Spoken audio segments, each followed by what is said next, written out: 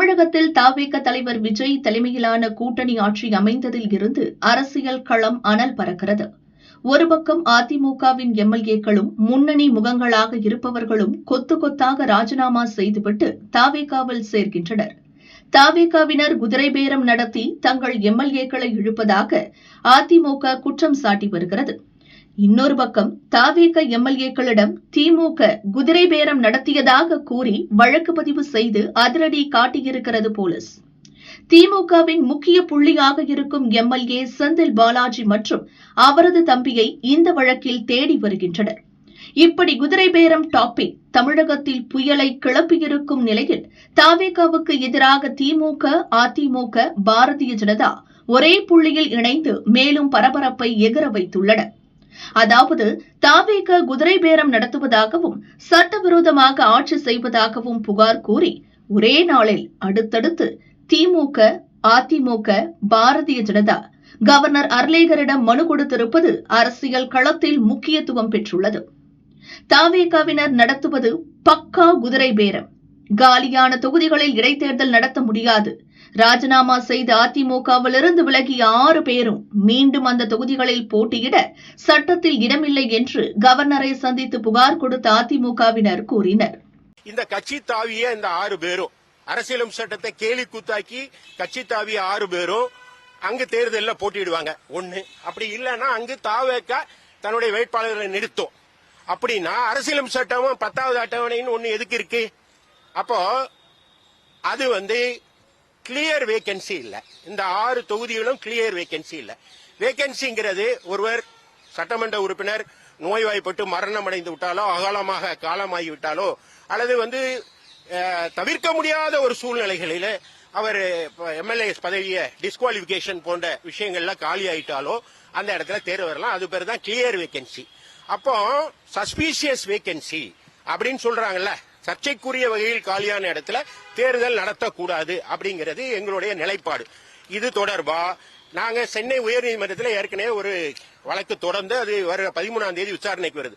அப்ப clear vacancy இல்லைன்னா அங்க எலெக்ஷன் நடத்தக்கூடாது இருக்கு. என்ன சட்டம் இருக்கு அப்படின்னா எலெக்ஷன் கமிஷன்ல அதுக்கு உதாரணம் இருக்கு. டிஆர்எஸ் கேஸ்ல இது போன்று 2 இடங்கள்ல வழக்கு நிலுவையில் இருந்தாலும் அங்க தேர்தல் நடத்த மாட்டோம்னு சொல்லி உச்ச நீதிமன்றம் வரை சென்று எலெக்ஷன் கமிஷன் அதுல ஜெயிச்சிருக்கு. அது தமிழ்நாட்டிற்கு வேண்டும். பிசி ஜார்ஜ் வழக்குன்னு ஒண்ணு இருக்கு.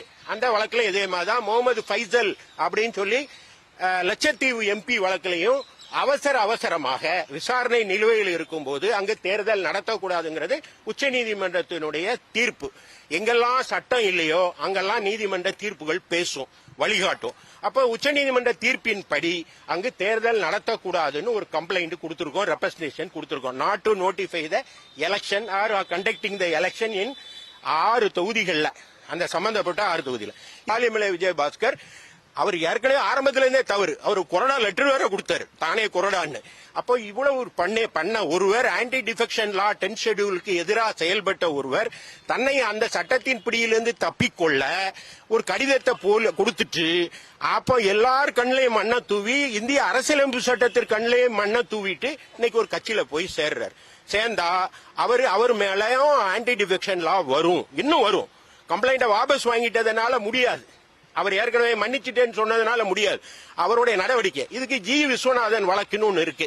அவர் ஒரு கட்சியிலிருந்து நீக்கப்பட்டவர் இன்னொரு கட்சியில போய் சேர்ந்தாலே ஆன்டி டிஃபெக்ஷன் லா வரும்னு சொல்லி தீர்ப்பு இருக்கு. உச்ச நீதிமன்றம் அதை ஒத்துக்கொண்டிருக்கு. இந்த சூழ்நிலை இன்னொரு விஜயபாஸ்கர், கரூர் விஜயபாஸ்கர், நீங்க காட்சிகள்ல பாத்திருப்பீங்க. அவர் ஏதோ வாஷ் ரூமுக்கு அவசரமா வேகமா போறாரு. அவரை ஒரு அறை கதவு திறக்குது, திடீர்னு உள்ள நுழைகிறாரு. அதுக்கப்புறம் ஒரு 20 நிமிஷம் கழிச்சு ஒரு புகைப்படம் வெளியாகுது. அவர் ரிசைன் பண்ணிட்டாருன்னு சபாநாயகர் முன்னால நின்று ஒரு போட்டோ எடுத்துக்கிறாரு. அவர் இப்ப ரிசைன் பண்ணிட்டேன்னு சொல்றாரு. எந்த விதத்துல இது நியாயம்? கட்சியில இருக்கிறவரு, ஏற்கனவே மன்னிப்பு கோரியவர், நான் இந்த தவறை மீண்டும் செய்ய மாட்டேன், கட்சி விரோத நடவடிக்கையில் ஈடுபட மாட்டேன்னு சொல்லிட்டு அவர் இவ்வாறு ரிசைன் பண்ணிட்டு போனா அது அரசியலமைப்பு சட்டத்தை அவமதிக்காதாகாதா? அப்போ நாட்டை வழி நடத்துகிறது எது? அரசியலமைப்பு சட்டம். அரசியலமைப்பு சட்டம் பெருசா, தன்னுடைய சுய லாபம் பெருசான அரசியலும் சட்டமே மேலோங்கி நிற்கும். எனவே நான் எல்லாம் சொல்லி முடிச்சிடறேன். அரசியலும் சட்டத்துக்கு எதிராக அவர்கள் செயல்பட்டதனால் அவர்கள் மீது இவர்கள் மீது தனியாக ஒரு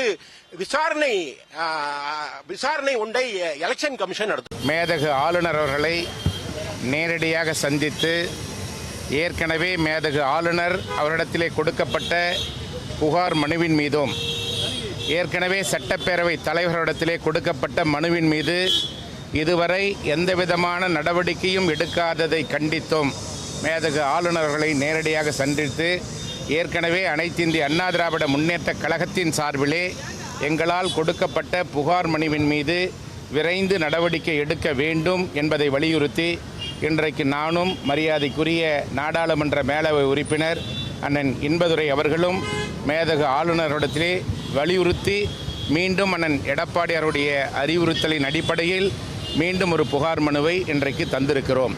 அந்த புகார் மனுவின் அடிப்படையில் மேதகு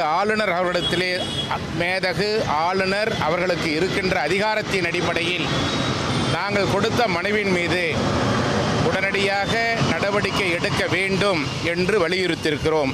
தாவேக அரசுக்கு எதிராக திமுக சார்பில் எம்பி வில்சன் மற்றும் நிர்வாகிகள் கவர்னரை சந்தித்து புகார் கொடுத்தனர். தாவேக அரசில் சம்பந்தமே இல்லாத 2 நபர்கள் தலையீடு இருக்கிறது.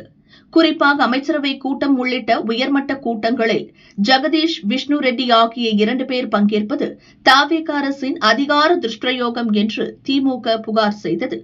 அது மட்டுமின்றி திமுக எம்எல்ஏ அனிதா ராதாகிருஷ்ணன் போன்றவர்களை தங்கள் கட்சிக்கு இழுக்க குதிரை பேரம் நடத்தியுள்ளனர். போலீசை காட்டி மிரட்டியும் பண சலுகைகள் தருவதாக வாக்குறுதி கொடுத்தும் பேரம் பேசியுள்ளனர். இது தொடர்பாக உரிய விசாரணை நடத்த வேண்டும் என்றும் கவர்னரிடம் கொடுத்த மனுவில் திமுக வலியுறுத்தியுள்ளது. இதற்கிடையே பாரதிய ஜனதா மாநில தலைவர் நயினா நாகேந்திரன் தலைமையிலான பாஜகவினரும் கவர்னர் அர்லேகரை சந்தித்து முதல்வர் விஜய் தலைமையிலான தாவேக அரசுக்கு எதிராக பரபரப்பு மனுவை கொடுத்தனர். அவர்களும் குதிரை பேரம், அரசு நிர்வாகத்தில் சம்பந்தமில்லாத 2 நபர்களின் தலையீடு தொடர்பாக நடவடிக்கை எடுக்க வேண்டும் என்று கோரிக்கை விடுத்தனர். நானும் திருப்பதி நாராயணன் அவர்களும் எங்களுடைய மேலிட பொறுப்பாளர் அரவிந்த் மேனன்ஜி அவர்களும் மேதகு ஆளுநர் அவர்களை சந்தித்து உயர்கல்வித்துறை அமைச்சர் விஸ்வநாதன் அவர்கள் குழந்தைகளுடன் நடந்து கொண்ட விதத்தை பற்றியும் நடந்து முடிந்த கேபினட் அமைச்சர்கள் இல்லாமல் 2 தனிநபர்கள் ஜான் ஆரோக்கியசாமியும் விஷ்ணு ரெட்டியும் அந்த கேபினட் கூட்டத்தில் கலந்துருக்கிறாங்க. இது குறித்து நடவடிக்கை எடுக்க வேண்டும் என்று ஆளுநர்களுடன் நாங்கள் மனு கொடுத்திருக்கிறோம். அது மட்டுமல்ல, இந்த ஆட்சி பொறுப்பேற்று கிட்டத்தட்ட 54 நாட்களில் 151 கற்பழிப்பு சம்பவம் நடந்திருக்கிறது. 85க்கு மேற்பட்ட படுகொலைகள் நடந்திருக்கிறது. 80க்கு மேற்பட்ட போதைப் பொருள் கடத்தல் நடந்து கொண்டிருக்கிறது. கடந்த கால அரசிற்கும் திமுக அரசிற்கும் இந்த அரசிற்கும் எந்த ஒரு வித்தியாசம் இல்லாமல் முதலமைச்சர் எந்த நடவடிக்கையும் எடுக்காமல் இருப்பது குறித்தும் ஆளுநர் அவர்களிடம் நாங்கள் எங்களுடைய கருத்தை மனு மூலமாக தெரிவித்திருக்கிறோம். சட்டம் ஒழுங்கு பிரச்சனை காரணம் பொதுவாக எதிர்கட்சிகள் 54 நாட்கள் கூட சட்டம் ஒழுங்கு பிரச்சனை காரணம் போக தான் நாங்கள் எல்லாம் சரி பண்ண முடியும். நான் உடனடியாக எல்லாத்தையும் சரி பண்ணணும்னு நான் சொல்லலை. நீங்கள் சொல்ல மாதிரி 54 நாள் தான் ஆச்சு. ஆனால் அவங்களுடைய கட்சிக்காரங்களே தவறு செய்கிறாங்க. எங்களோட பட்டியல் இருக்குது. அதன் மீது இதுவரைக்கும் நடவடிக்கை எடுக்கலை.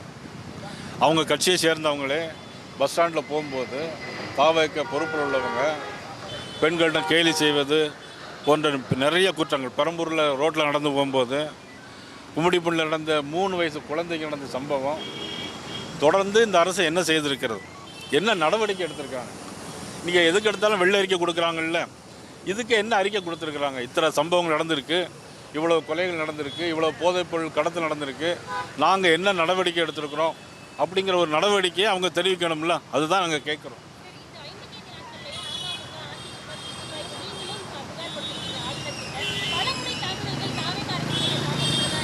இல்லை, பலமுறை தாக்குதல் நடந்த விஷயங்களை ஒவ்வொருத்தரும் அவங்க கருத்துக்களை அவங்க தனித்தனி கட்சி. பலமுறை தாக்குதலுங்கிற நாங்கள் அவங்கள போய் தாக்குறதில் எங்களை அந்த அரசு மீது நாங்கள் பயணம் குற்றம் சாட்டணும்னா சொல்லலை. நாங்கள் உடனடியாக ராஜினாமா பண்ணணும் அப்படிங்கிறத சொல்லலை. நீங்கள் நடவடிக்கை எடுக்க தவறிட்டீங்க அப்படிங்கிறது தான் எங்களுடைய குற்றச்சாட்டு.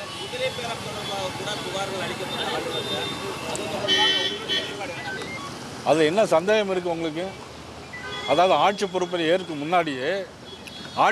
ஏற்கிறதுக்கு முன்னாடியே காமராஜர் சட்டமன்ற உறுப்பினர் காமராஜர் கூட்டிகிட்டு போய் அந்த கட்சியினுடைய பொதுச் செயலாளருடைய கையெழுத்து போட்டது மாதிரியே போட்டு அவ்வளவு வேலைகளை பார்த்தாங்க. தொடர்ந்து இப்போ எல்லா எம்எல்ஏக்களும் போயிட்டே இருக்கிறாங்க. எங்களை பொறுத்தவரையிலும் இப்போ 54 நாள் தான் ஆச்சு.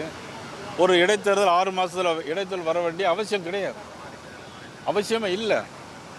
ஆனால் இப்போ இந்த தேர்தல் எதற்கு இப்போ அப்போ குதிரை பேரம் நடக்குதா இல்லையா, அதுதான் என்னுடைய குற்றச்சாட்டு. அமைச்சர் சரத்து போதைப் பொருளை பயன்படுத்தினாருங்க மேட்டர் அப்படியே விட்டுட்டாங்க. ஒரு கிரெடிட் கார்டு டெபிட் கார்டு வச்சு ஒரு மாத்திரை கொடுக்க முடியாது. நீங்க புகார் அமைச்சர் விஸ்வநாதன் மேல கொடுத்தீங்க, இது தொடர்பாக ஏதாவது பேசிருக்கீங்க? இல்லை, அதாவது இதுமா புகார் நேரடியாக எழுத்து மூலமாக கொடுக்கல. இதை பற்றி நான் சொல்லியிருக்கிறோம். என்னென்னா அது யாரோ சொன்னாங்க 2 வருஷத்துக்கு முன்னால் அப்படின்னு. எத்தனை வருஷத்துக்கு முன்னால் செஞ்சாலும் குற்றம் தான்.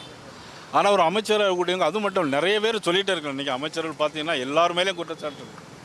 ஒருத்தர் பீர் குடிச்சிட்டே கடலுக்குள்ளேருந்து வெளியே வராரு, அப்புறம் எல்லாம் நடக்குது. பட் இதெல்லாம் அமைச்சர்கள் மீதும் ஆளுங்கட்சி தரப்பினர் மீதும் முழுக்க புகார்கள் வந்துக்கிட்டே இருக்குது. இதை முதலமைச்சர் என்ன நடவடிக்கை எடுத்தார் என்பது தான் எங்களுடைய குற்றச்சாட்டு.